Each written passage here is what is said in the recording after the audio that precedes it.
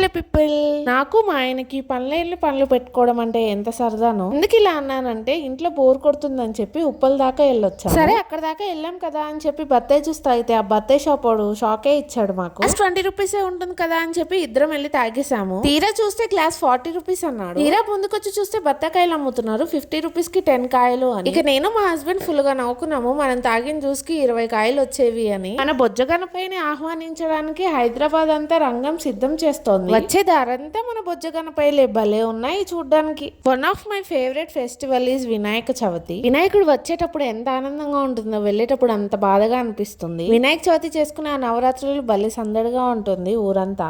ఇంకా మండి తినడానికి వెళ్ళిపోయాము. అక్కడేమో ఆప్రికాట్ డిలైట్ కనిపించింది. అది కనిపిస్తే నేను ఆగుతానా, ఇంకా మా హస్బెండ్ కొనివ్వమంటే కొనిచ్చేసారు. చాలా రోజుల నుండి పెండింగ్ ఉన్న ఒక వర్క్, మా నాన్న ఫోటో విరిగిపోతే దాన్ని ఫ్రేమ్ చేపించాము. అండ్ మా యక్షు బాబు బర్త్డే ఇన్విటేషన్ కూడా ఫ్రేమ్ చేపించాము. అండ్ సబ్స్క్రైబ్ చేసుకొని చూడొచ్చు కదా ప్లీజ్.